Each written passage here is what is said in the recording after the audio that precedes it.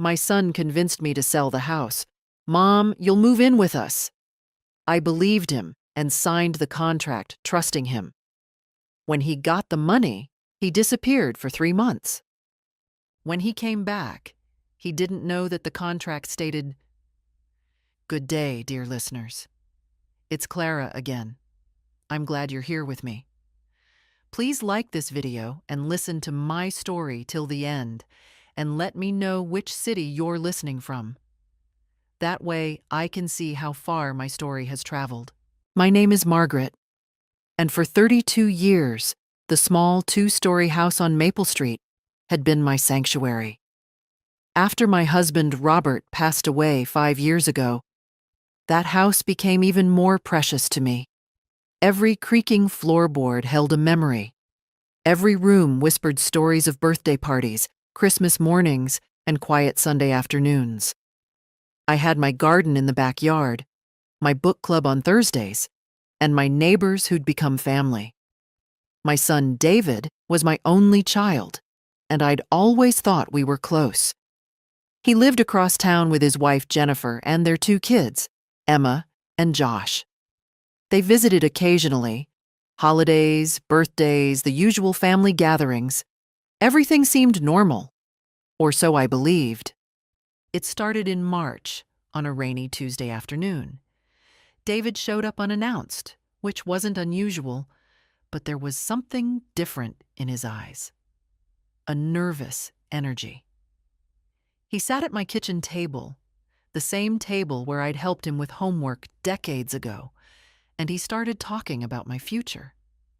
"Mom, this house is too big for you," he said, his voice dripping with concern that felt rehearsed. "You're getting older. What if you fall? What if something happens and no one's around to help?" I laughed it off. I was 73, not ancient. I still drove, still gardened, still lived independently. But David persisted. Over the next few weeks, he called more frequently. Each conversation circled back to the same topic. I should sell the house. "Jennifer and I have been talking," he said during one of these calls. "We want you to move in with us. We have that extra room downstairs. You'd be with family, Mom, with your grandkids. Wouldn't that be wonderful?" The idea did sound appealing, I had to admit. Growing old alone scared me more than I wanted to acknowledge. The house did feel emptier each year, and the thought of being near Emma and Josh, watching them grow up, being part of their daily lives, it tugged at something deep inside me. By April, I'd almost convinced myself it was the right decision. David came over with paperwork, a real estate agent's card, and that same concerned expression. "The market's really good right now, Mom. We could get top dollar for this place. Think about it. You'd have money for retirement, for travel, for anything you need. And you'd be safe with us, safe with them." Those words echoed in my mind. When had I become unsafe? But he was my son. I trusted him. I loved him. So when he pushed the papers across my kitchen table, a listing agreement with a local realtor, I signed. My hands trembled slightly, and somewhere deep down, a small voice whispered that something wasn't right. I ignored it. The house sold faster than I expected. Within 6 weeks, we had a buyer, a young couple expecting their first child. They loved the garden, the neighborhood, everything I'd cherished about the place. The closing was set for early June. David handled everything. He said it would be easier that way, less stressful for me. I should have questioned why the proceeds check was made out to him as well. He explained it was for estate planning purposes, and that he'd immediately transfer my portion to my account. It made sense at the time. Or maybe I just wanted it to make sense. The day of the closing, David drove me to the title company.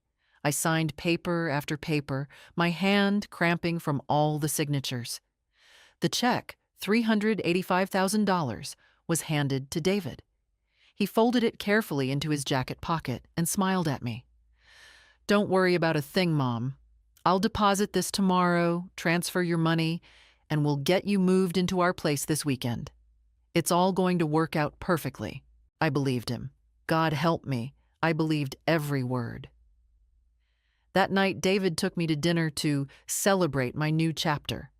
He was charming, attentive, talking about how we'd redecorate the downstairs room, how the kids were so excited to have Grandma living with them.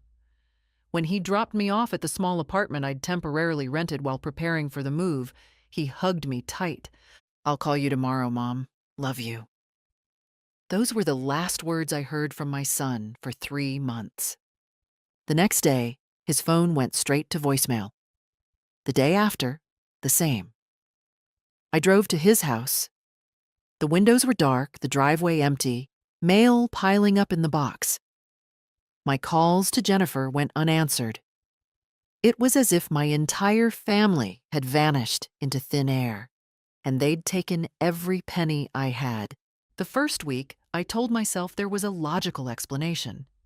Maybe a family emergency. Maybe Jennifer's mother had fallen ill and they'd rushed out of town. Maybe David's phone had broken. I created a dozen scenarios to explain the silence, each more desperate than the last. But when I went to the bank to check on the deposit David had promised, the terrible truth began to crystallize. There was no deposit, no transfer. My account showed the same modest balance it had before the sale, about $3,200. Everything else was gone. I sat in my car in the bank parking lot and felt my entire world collapse. 32 years of home equity, of careful saving, of building something to leave behind, vanished. My son had stolen my life's work. How could I have been so stupid? The apartment rent was due in 2 weeks. I had utilities, car insurance, medical expenses. My Social Security check covered the basics, but barely. Without that money from the house sale, I was looking at poverty, real grinding poverty in my 70s. I didn't sleep that night, or the next. I lay in that sterile temporary apartment, staring at the ceiling, replaying every conversation with David. Every smile, every reassurance, every "I love you, Mom." Had any of it been real? Or had he been planning this for months, maybe years? The worst part was the isolation. Who could I tell? My neighbors from Maple Street were gone, scattered into my past. My book club friends were acquaintances, not confidants. My sister lived in Arizona and we barely spoke. I felt utterly, devastatingly alone. By the end of the second week, the shock began to transform into something else. Something harder. Anger, yes, but also a fierce determination I hadn't felt in years. I hadn't survived raising a child as a young mother, hadn't built a career as a teacher, hadn't weathered Robert's death, just to let my own son destroy me in my old age. If David thought I would simply fade away, too embarrassed or broken to fight back, he didn't know me as well as he thought. I started making lists, something I'd always done when facing a problem. What did I know? What could I prove? What were my options? The facts were grim but clear. David had legal access to the money because both our names were on the check. The real estate transaction was legitimate. I'd signed the papers willingly. Any lawyer I consulted would likely tell me I had a weak case, especially if I couldn't afford to fight. But there had to be something, some angle I wasn't seeing. I spent hours at the public library researching elder financial abuse. The stories I found were heartbreaking: children stealing from parents, convincing them to sign over assets, draining retirement accounts. But I also found resources: legal aid organizations, elder advocacy groups, the National Center on Elder Abuse. On day 16 of David's disappearance, I made my first call. The woman who answered at the County Elder Services office listened to my entire story without interrupting. When I finished, there was a long pause. "Mrs. Mitchell," she said gently, What you're describing is a clear case of financial exploitation. Even if the transaction appeared legal, if your son misrepresented his intentions and took control of your money under false pretenses, there may be grounds for legal action. My heart hammered in my chest. Really? I'm going to connect you with our legal advocacy program. We have attorneys who handle these cases pro bono. But I need to warn you, this will be difficult. You're essentially going to have to prove your son defrauded you. I understand, I said, and I meant it. I'm ready. She scheduled an appointment for the following Tuesday with an attorney named Lisa Brennan. As I hung up, I felt something I hadn't felt since the day of the closing: hope. That night, I pulled out a notebook and began documenting everything. Every phone call with David, every conversation, every promise he'd made.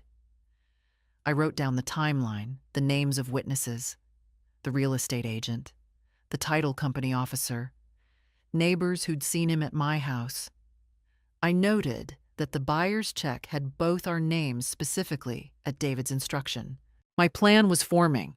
I would need evidence. I would need documentation. I would need to be methodical, careful, and absolutely relentless. David had made a critical mistake. He'd underestimated his mother. He thought I was just a weak old woman, easy to manipulate and discard. He was about to learn how wrong he was. Lisa Brennan's office was in a converted Victorian house downtown, the kind of place that felt both professional and approachable. She was younger than I expected, maybe 40, with sharp eyes that studied me carefully as I walked in.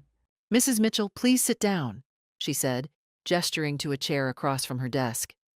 "Tell me everything, and don't leave out any details, no matter how small they seem." I spent the next hour recounting the entire story.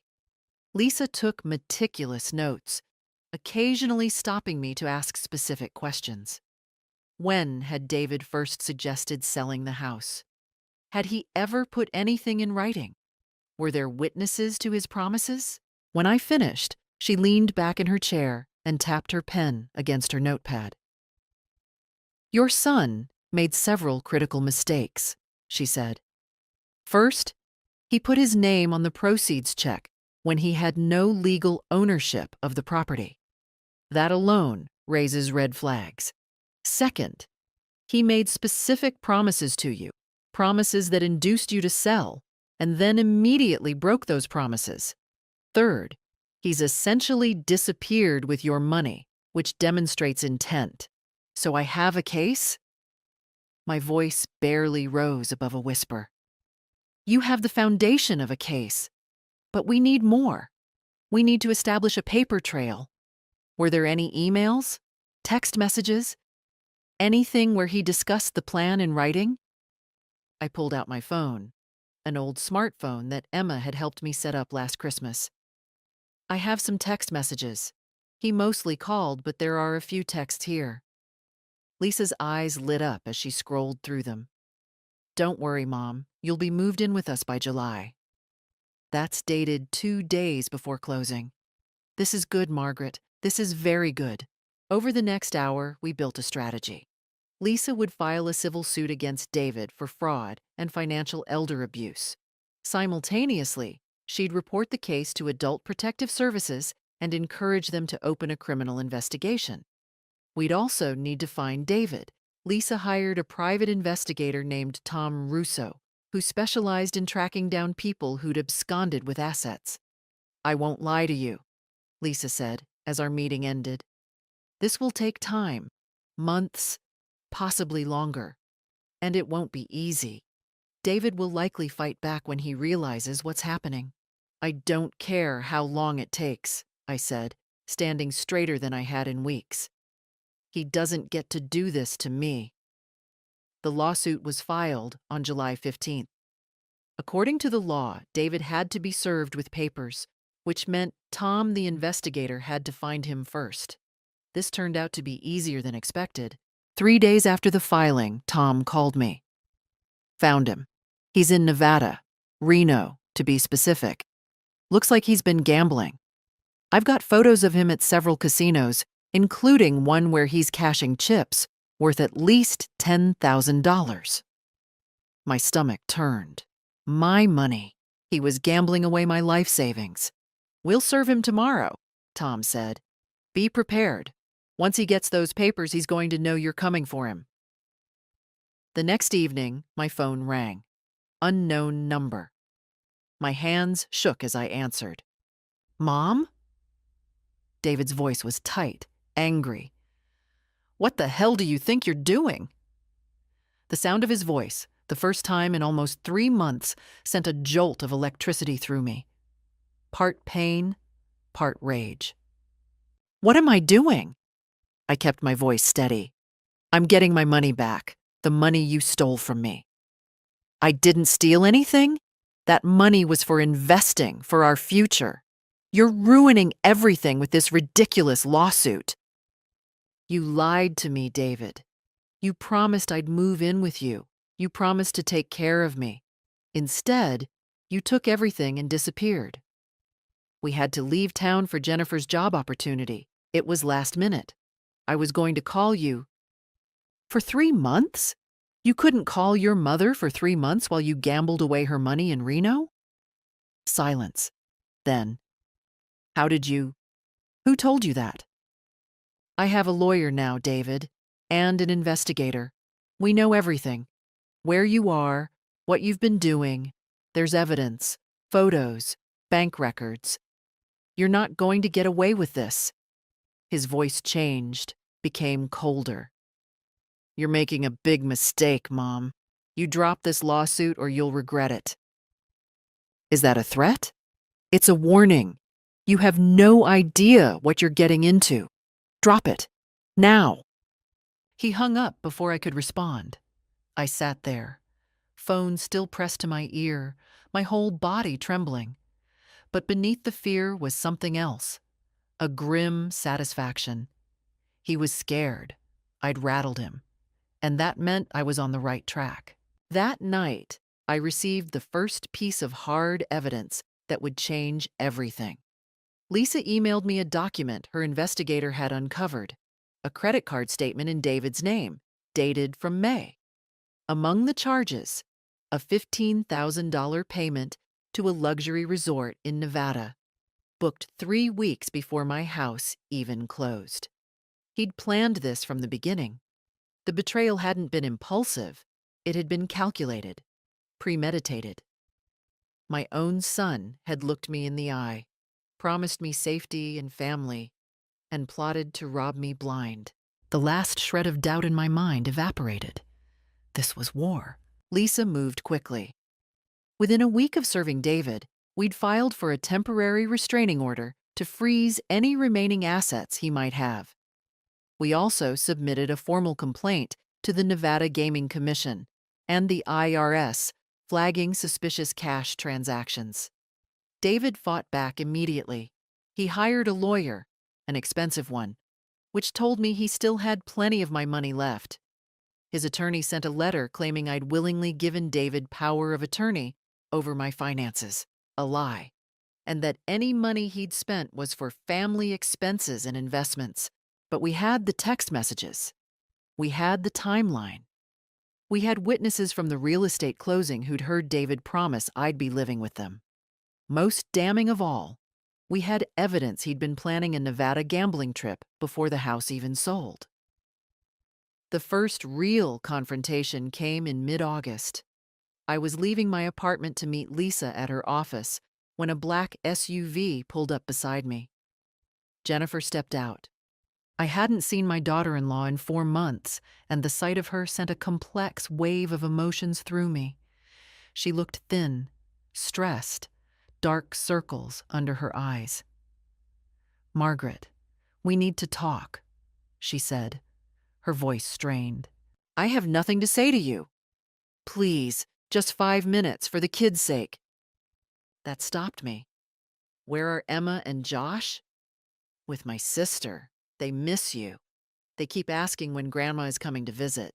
The words were meant to wound, and they succeeded. I hadn't seen my grandchildren since this nightmare began.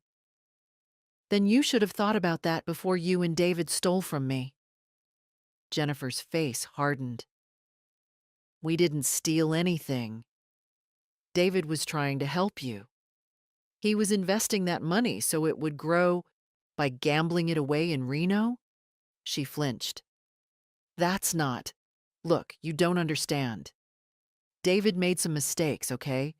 But this lawsuit is destroying our family, our reputation, his career. Good. Margaret, please. We'll pay you back, but you have to drop the lawsuit. David's employer found out about the legal trouble, and they're threatening to fire him. We could lose everything. You should have considered that before stealing from an elderly woman. Jennifer's expression shifted, the pleading facade dropping away to reveal something uglier underneath. You're being vindictive and cruel. We're your family. We're all you have. If you keep pushing this, you'll end up completely alone. No son, no daughter-in-law, no grandchildren. Is that what you want? To die alone out of spite? The threat was clear, and it hit exactly where she intended. The loneliness I'd felt these past months rose up, threatening to choke me. But I forced myself to stand firm. I'd rather be alone with my integrity than surrounded by thieves and liars. Jennifer's face contorted with rage. You'll regret this, you stupid old woman. David has friends, connections. You think some cheap legal aid lawyer can beat us? We'll bury you in motions and delays until you run out of money and energy. We'll make you look like a senile old fool who can't manage her own finances. We'll get those grandkids on the stand to testify about how confused and forgetful Grandma has become. Get away from me, I said, my voice shaking. Drop the lawsuit, Margaret. Last chance. Never. She stared at me for a long moment, then got back in the SUV and drove away, tires squealing. I stood there, trembling, until I couldn't see the vehicle anymore. Then I walked to my car and sat inside, gripping the steering wheel, trying to calm my racing heart. They were threatening to paint me as mentally incompetent, to use my grandchildren against me, to drag this out until I collapsed under the weight of it all. Maybe they were right. Maybe I was just a foolish old woman tilting at windmills. But when I met with Lisa an hour later and told her about Jennifer's threats, my lawyer's response surprised me. They're scared, she said simply. People don't make threats like that unless they know they're losing. This is a good sign, Margaret. It doesn't feel good. I know, but think about it. If they really had a strong case, they wouldn't need to intimidate you. They'd just fight us in court.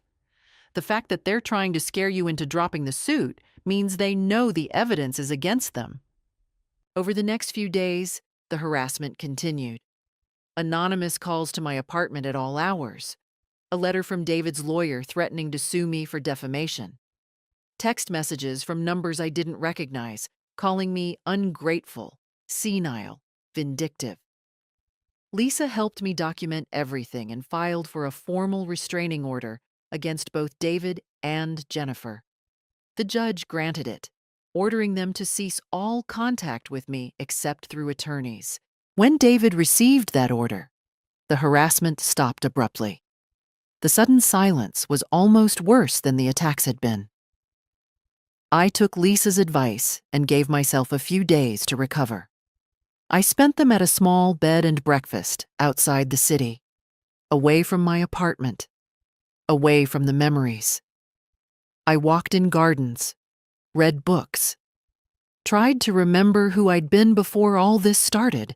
On the third day, I called my sister in Arizona. We hadn't spoken in months, our relationship strained by years of distance and different lives. Maggie? She answered, surprise evident in her voice. Is everything okay?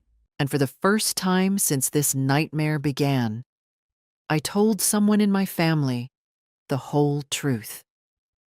She listened. She believed me. And when I finished, she said simply, "I'm coming to help you. You're not alone in this."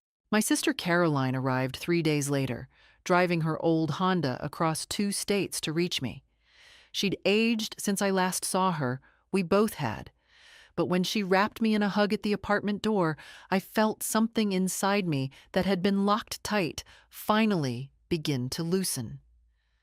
"You should have called me sooner," she said, pulling back to look at me with wet eyes. "You shouldn't have gone through this alone." Having Caroline there changed everything.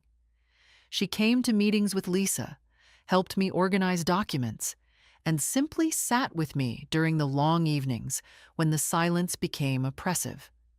She also brought a practical perspective I'd been lacking.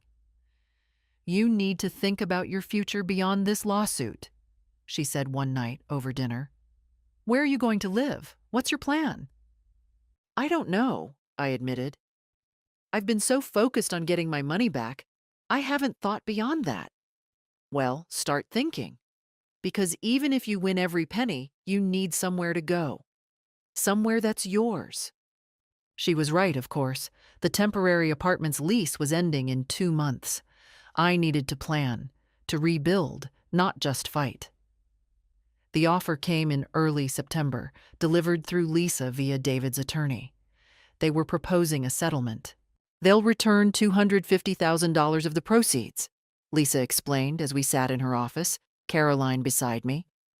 "In exchange, you drop all legal claims, civil and criminal. You also agree not to discuss the case publicly or with family members." "That's $135,000 less than what he took," I said. "Yes, they're claiming the remainder went to expenses and investments that can't be recovered." Caroline snorted.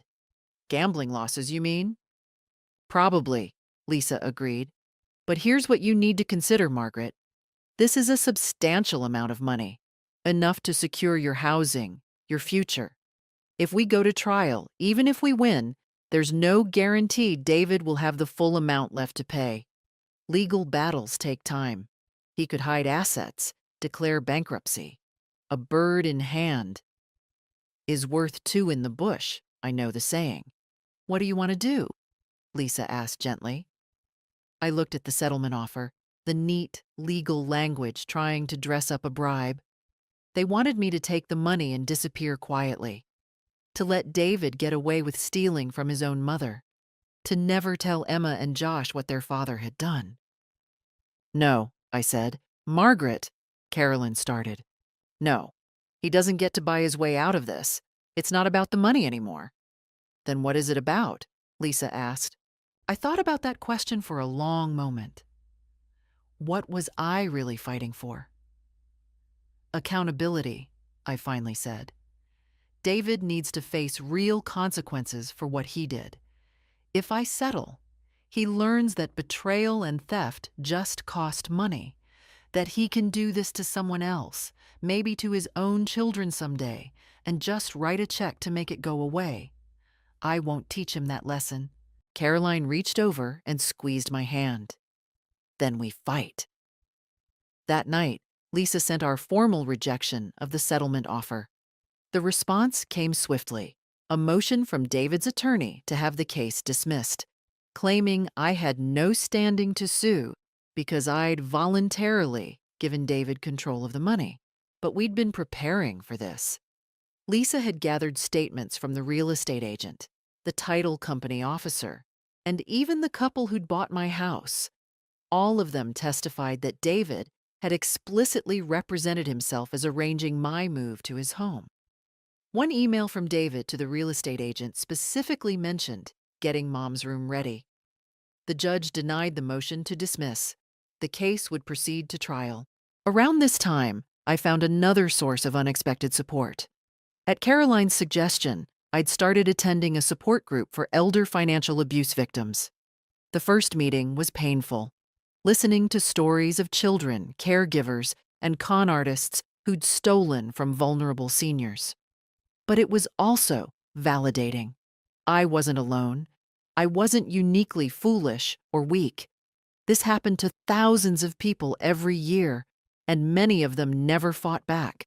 "You're brave," one woman told me after I shared my story. She was in her 80s, her son having drained her retirement account. Most of us just try to forget and move on. "Aren't you fighting back?" I asked. She shook her head sadly. "I can't afford to. My son spent everything. I don't have money for a lawyer." It crystallized something for me. I was lucky. Lucky that Lisa had taken my case pro bono. Lucky that Caroline had come to help. Lucky that I'd found the strength to fight before it was too late. I owed it to others in my situation to see this through. The group became my anchor. Every Tuesday evening, I sat in that church basement with other survivors, and we held each other up. They celebrated my small victories and commiserated with my setbacks. They reminded me why this mattered. My resolve, which had wavered in those dark weeks alone, became unshakable. David had miscalculated badly. He'd thought isolation would break me. Instead, I'd found a community. They came on a Sunday morning in late September. I was having coffee with Caroline when the doorbell rang. Through the peephole, I saw them: David, Jennifer, and behind them, Emma and Josh. My heart stopped. They'd brought the children. "Don't open it," Caroline said immediately. "They're violating the restraining order." "The kids are there." My hand was already on the doorknob.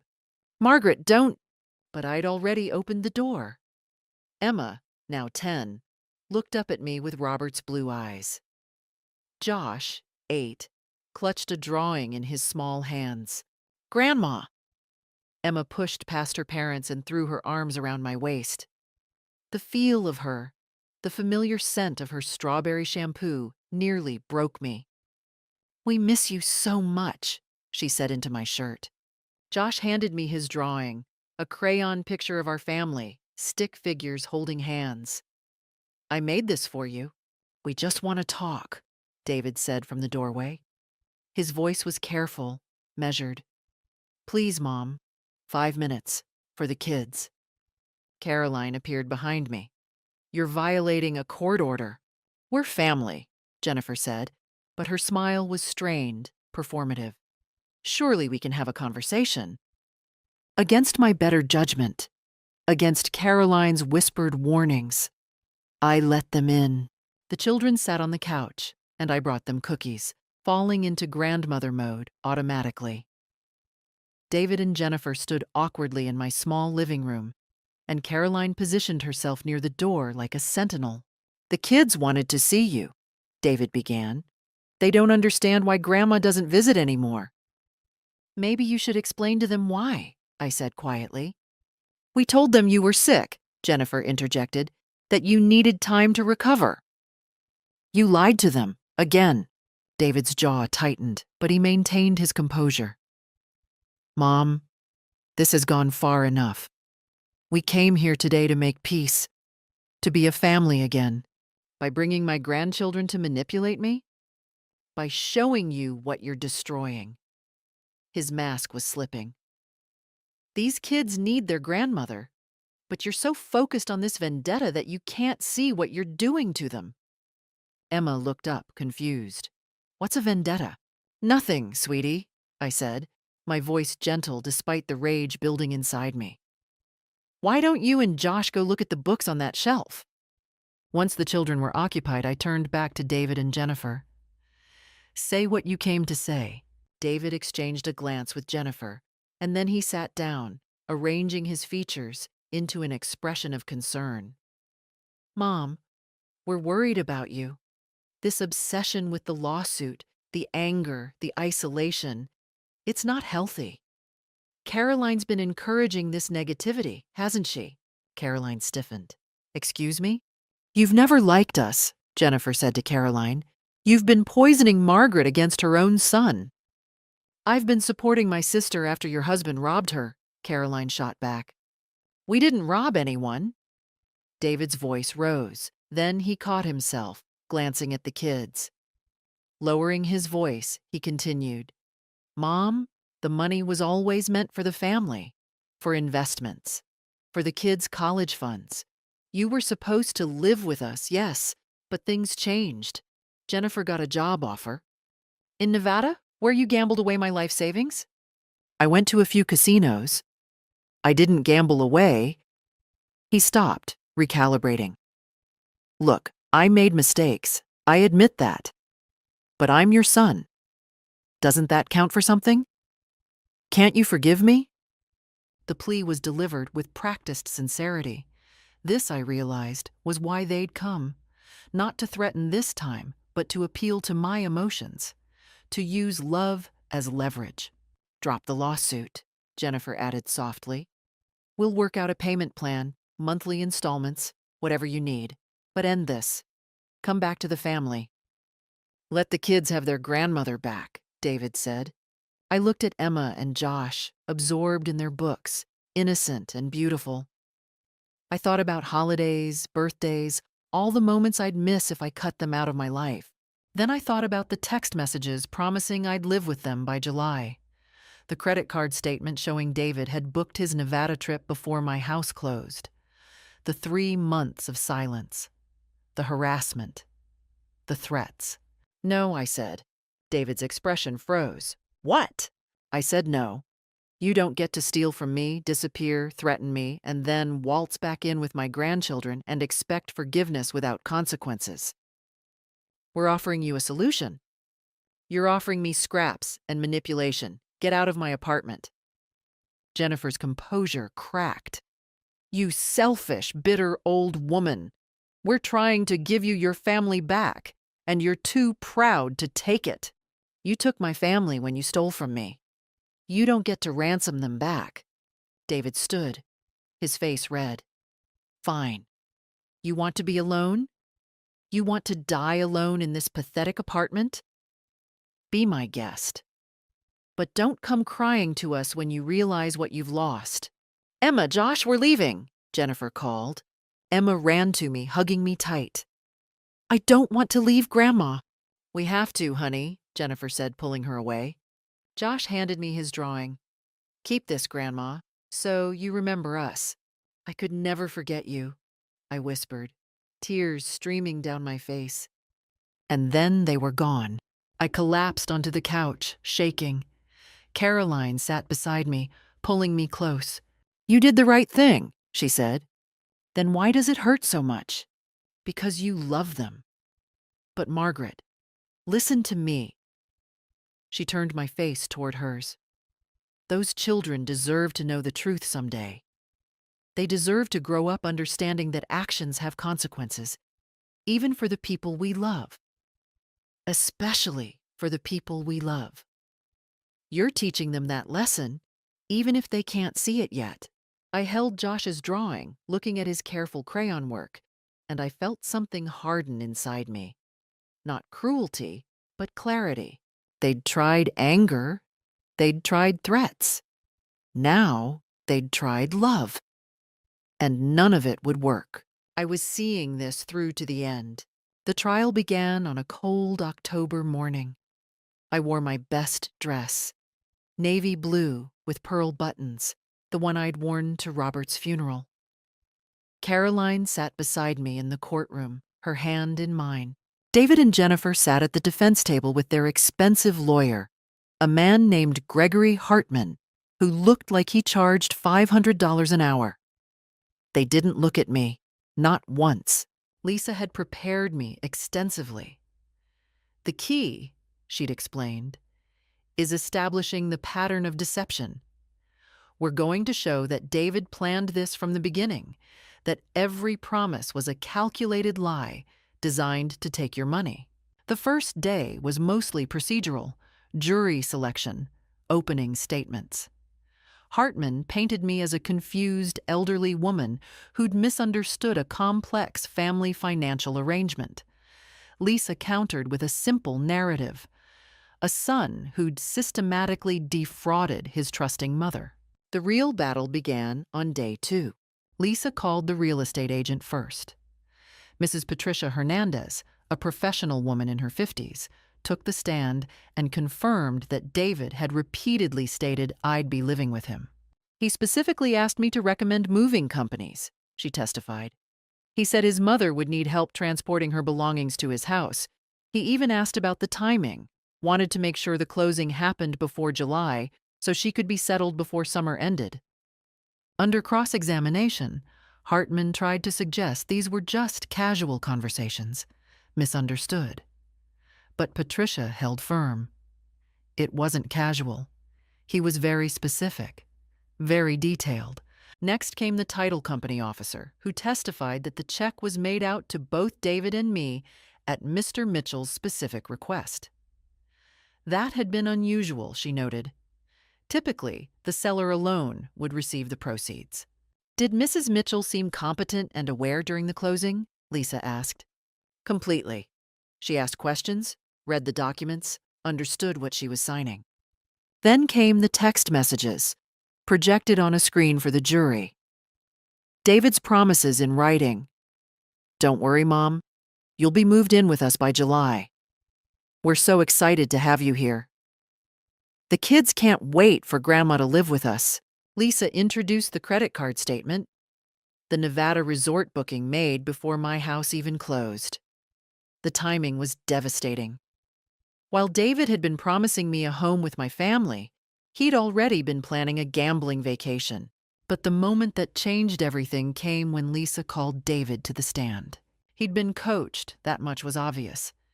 He sat straight, spoke clearly, maintained eye contact with the jury. Hartman had prepared him well. Mr. Mitchell, Lisa began, her voice neutral, you told your mother she would live with you after selling her house, correct? That was the plan, yes. And when did that plan change? In early June, my wife received an unexpected job offer. It required us to relocate temporarily. To Nevada? Yes. For Jennifer's job? That's correct. Lisa pulled out a document. This is Jennifer's employment record subpoenaed from her employer.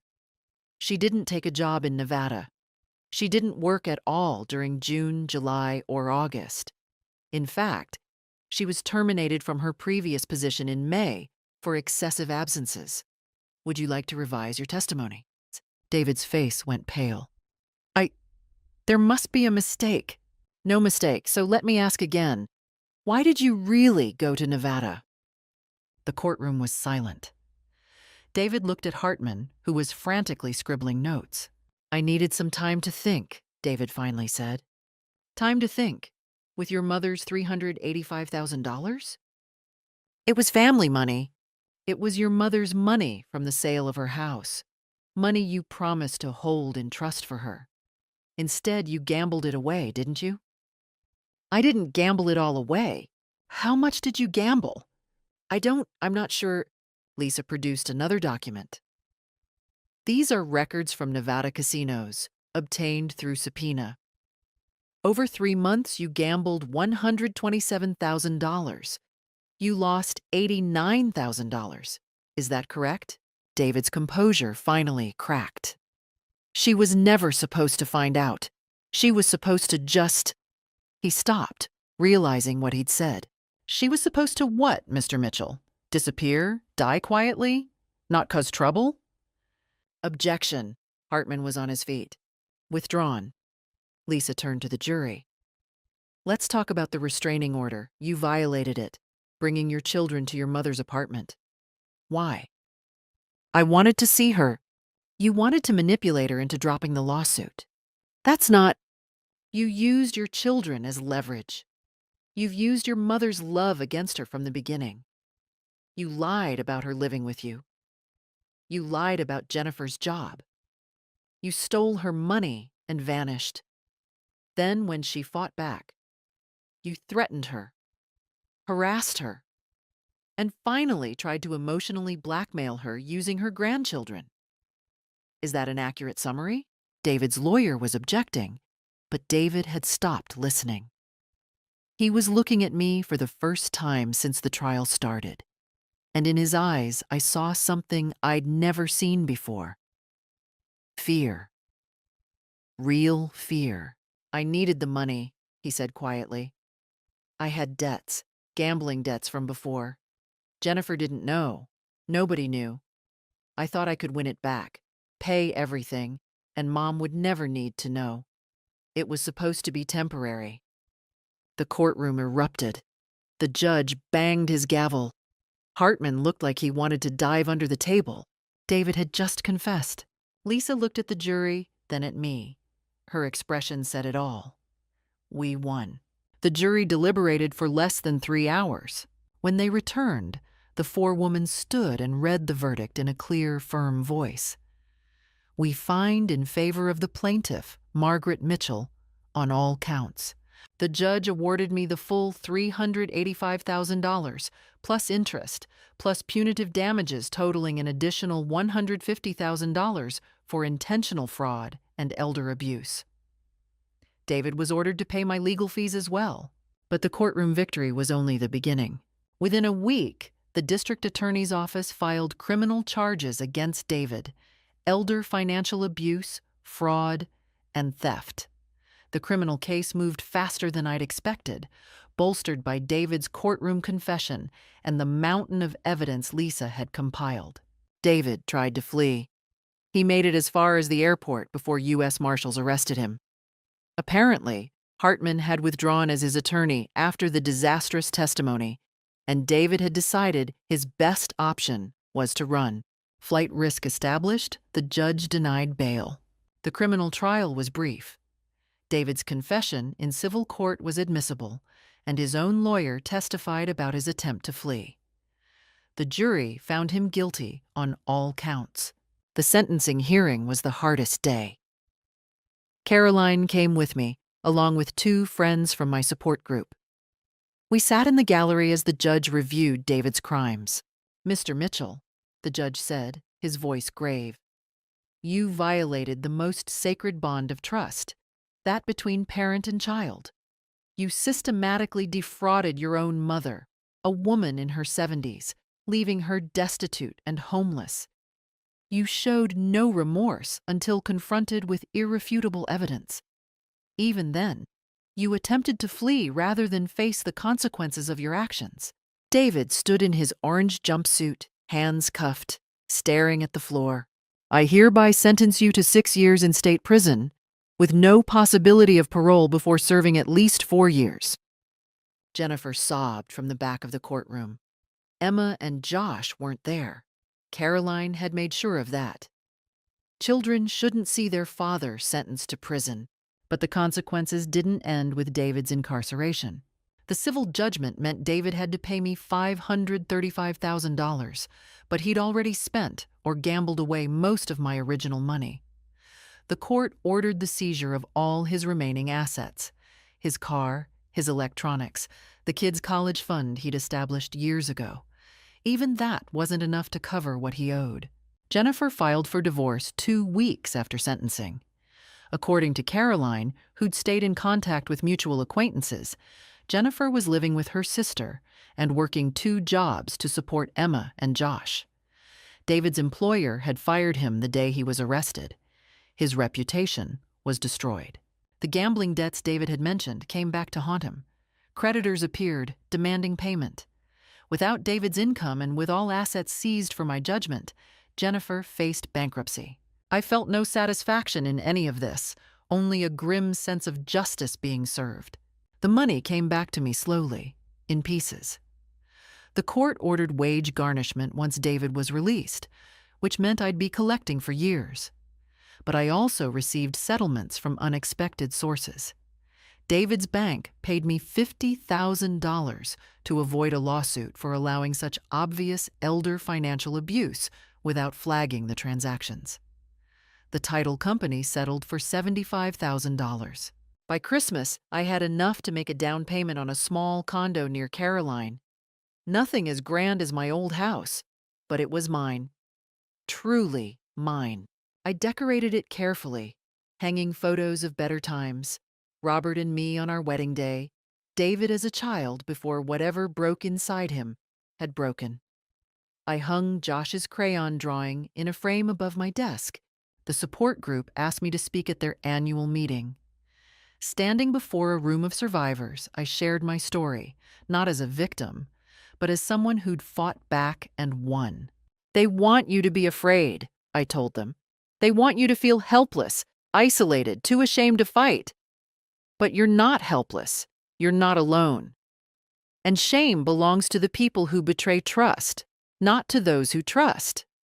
After I spoke, 3 people approached me about starting their own legal battles. I connected them with Lisa, who'd become something of a specialist in elder abuse cases after mine.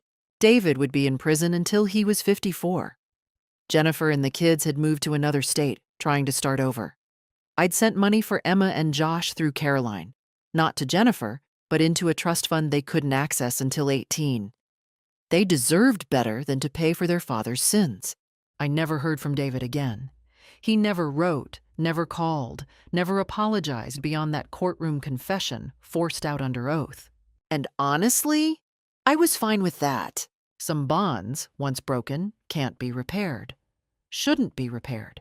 I'd won, completely, utterly, without compromise. But more importantly, I'd survived. 2 years after the trial, I stood in my small garden, pruning roses Caroline had helped me plant. The condo was modest, 2 bedrooms, a tiny yard, but it was filled with light and peace.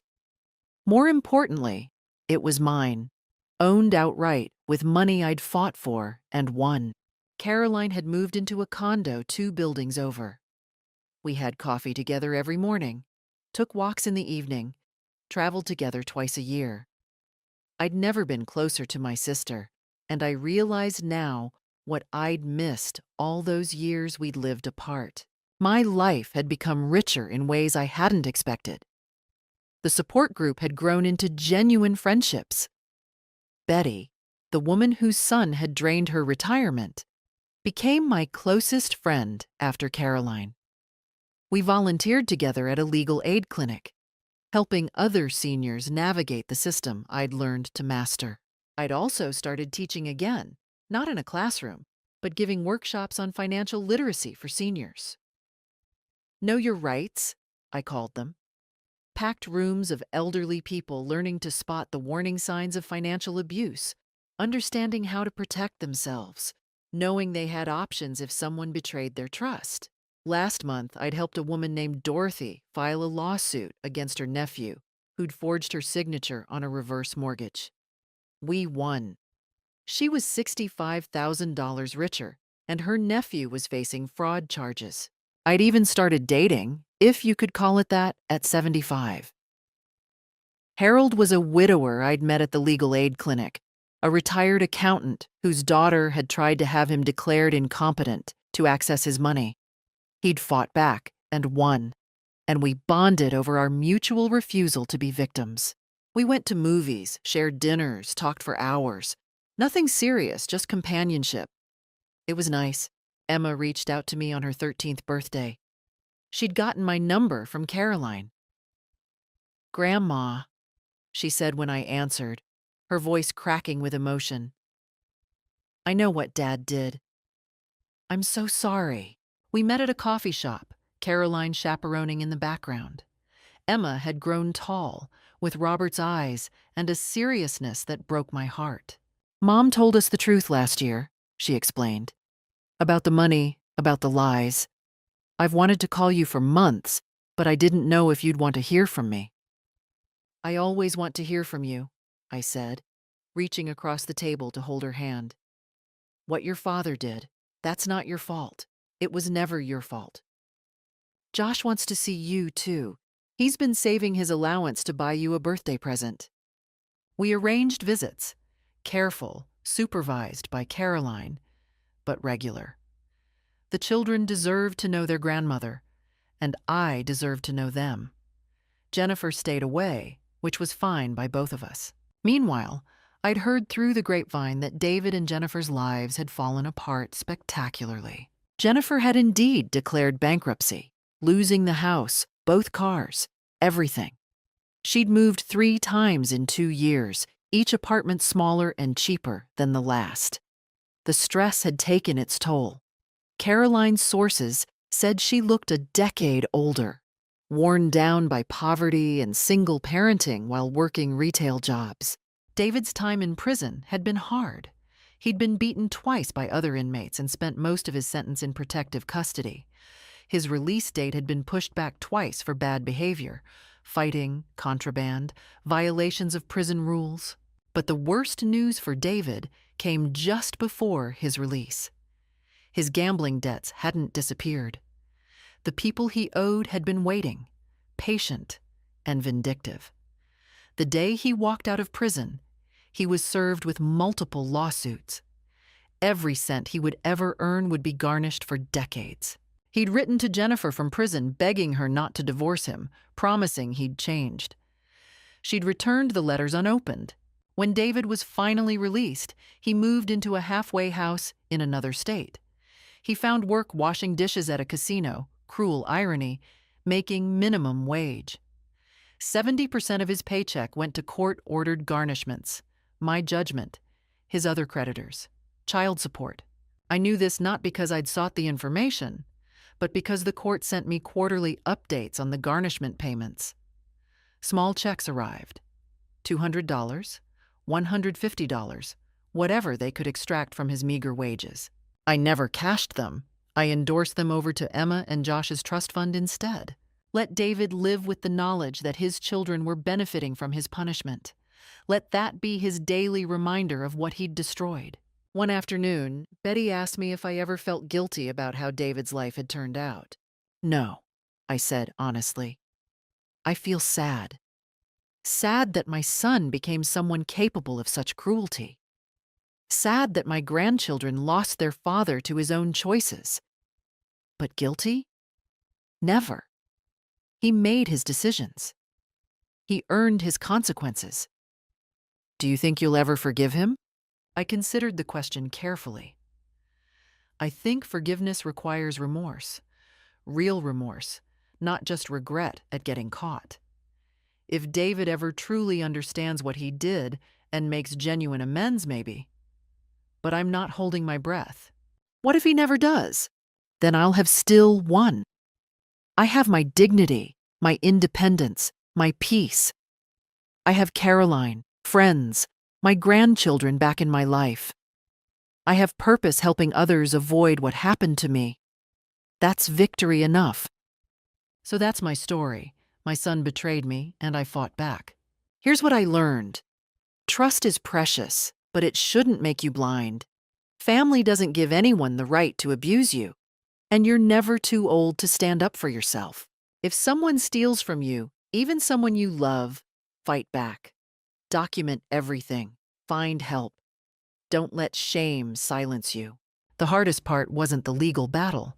It was accepting that the son I raised had become someone I didn't recognize. But I survived that pain, and so can you. To anyone facing something similar, you're not alone and you're not powerless. There are resources, lawyers, support groups waiting to help. What would you have done in my place? Would you have fought, or would you have let it go? I'd love to hear your thoughts. And if my story helped you, please share it. Someone else might need to hear this. Thank you for listening. Margaret.